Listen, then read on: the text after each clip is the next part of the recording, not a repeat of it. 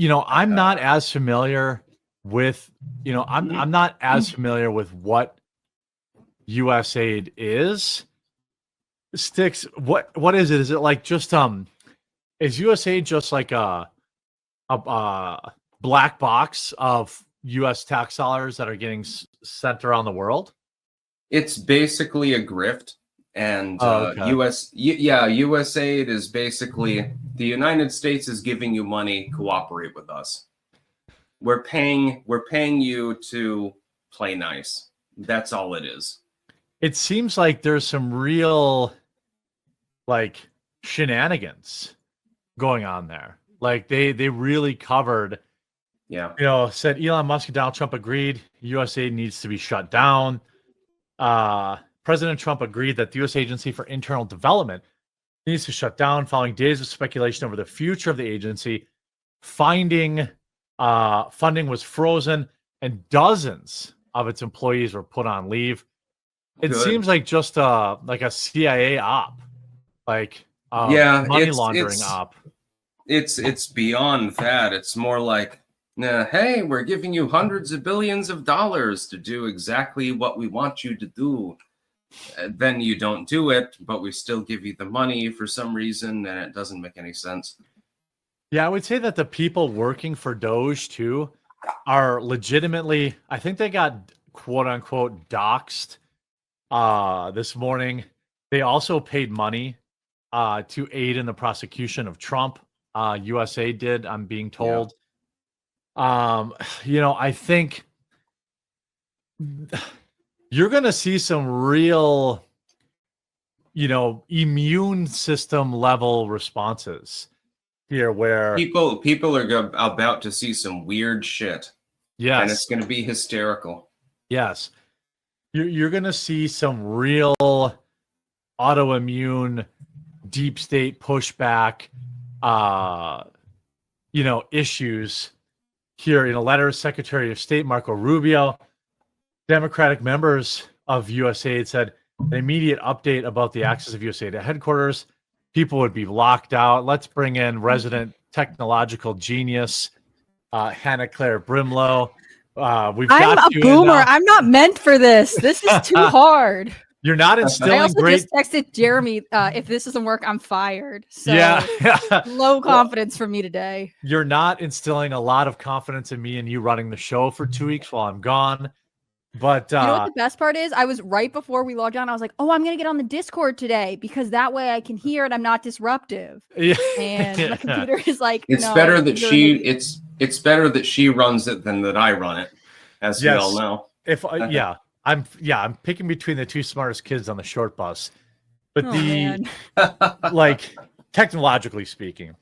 So we were just talking about in this segment, the U.S. aid shutdown, which appears to be a literal ball of corruption. Just this nonsense where they're taking U.S. taxpayer dollars and essentially using it as a slush fund to fund.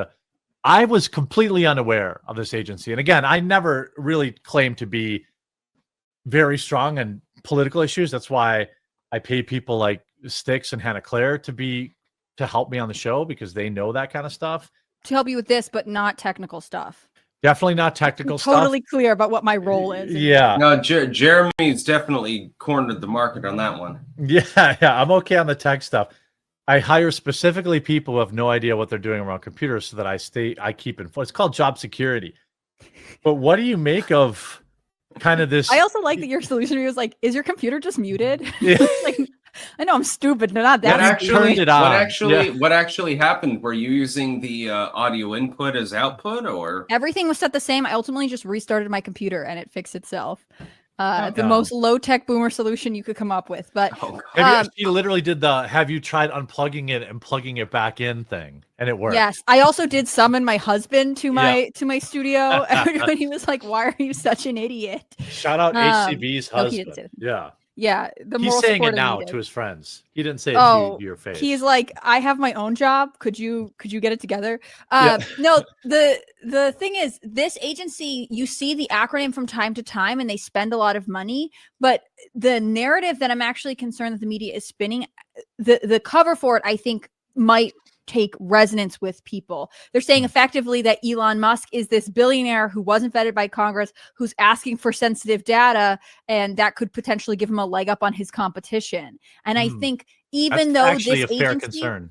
right, even though this agency is probably unchecked, probably should have all kinds of restrictions put on it, ultimately, the idea that Elon Musk is maybe just waltzing around with private data is a concern. It's I like Elon, but like it's hard to argue with that. Yeah, that is true. But the thing is, at first, the I believe there were 2 agents that were sent to USAID, and they weren't given security clearance. And That's right. then that caused a little bit of a kerfuffle, and then they ended up getting it from the Trump administration. I would trust Elon Musk more as a private citizen, even though he is extremely rich.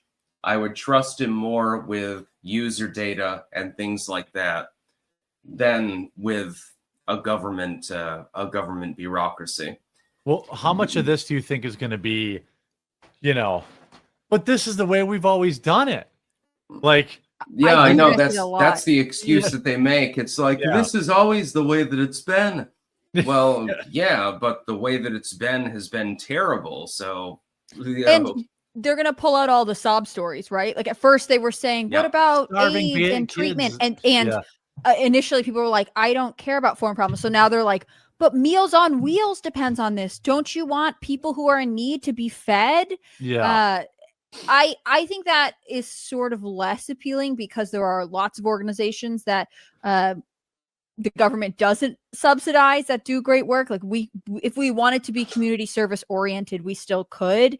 And ultimately, the narrative of the government didn't want to explain how it's spending the money is not that good. I think most Americans, both sides of the aisle, are not interested in that. The age of transparency is really upon us. But I wonder if you're going to start seeing other members of those start to move to the forefront, because if the narrative becomes too much, Elon Musk is an out of control billionaire, really it's not just him running this agency. He is deeply involved, but there's someone else also doing this. I mean, there's just no way that he's sitting there pouring through all of this data on his own.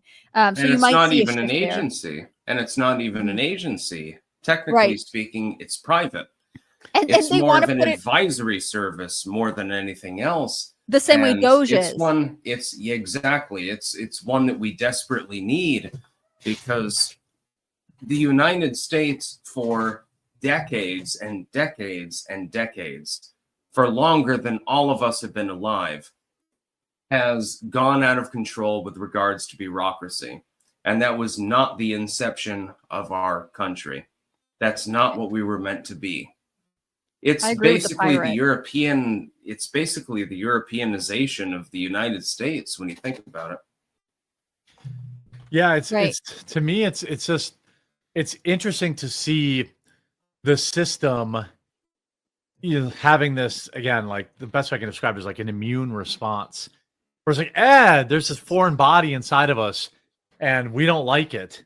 Like they doxed his workers, which I don't know that you could necessarily have an expectation of anonymity working for this government advisory council. I think if there was some leftoid advisory council telling Biden to do stuff, we'd want to know who was on that, who was a part of that. But it is weird. I think it's weird that they're again, they'll probably get a couple good punches in. Like I'm saying, the idea that Elon Musk wasn't vetted, wasn't elected, like that's, I can understand. And I do think that there is a reason to trust this more than other circumstances that they're comparing it to. Yeah. But then also they're going to lose some of their own arguments. Like when Elon Musk wants to roll this into the Department of State, right? So why not? Why do you guys need to be your own independent agency? If you love the government so much, be a part of it. Yeah. I think that it's just a war of words right now, and who can market this issue better. Yeah, and like And Musk probably wins the fight because he's more strategic than the U.S. government. And so many people want to see government waste curbed. You can say, AIDS treatment in Africa and Meals on Wheels a couple times, but it's not necessarily as convincing as I think they think as saying like, oh, well, they spent untold amounts of money. We won't tell you where they spend it. Like, oh, that's how you get this information. You literally lock everyone out. And you say, all right, there's also no indication that they're going to say, hey, we're not going to fund Meals on Wheels. What they're saying is we need to freeze everything while we audit it. And then certain things may get moved out of USAID. They may restore Meals on Wheels funding, which I think most people are probably fine with. And for every Meals on Wheels, Doge will be able to say, yeah, okay, Meals on Wheels, yes, we agree that that's good. But what about this $700 billion for other stuff? Like, for insane stuff like drag shows in foreign countries or, whatever the case is.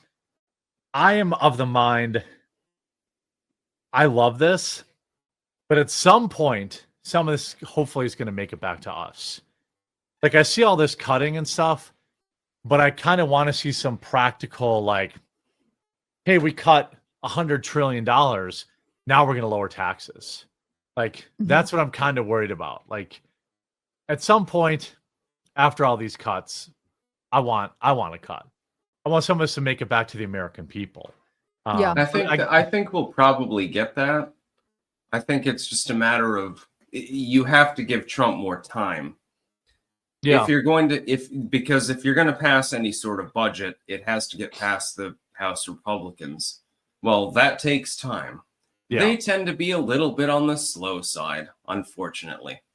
Well, and you may have a situation where like, yeah, we got to cut all this money first, and then we're going to propose a tax cut. When they say, how are you going to, the famous, like, who's going to pay for the tax cuts? They're just going to say, well, we cut $200 trillion or whatever. That's how we're going to pay for it. And, that's, maybe they have to cut that too.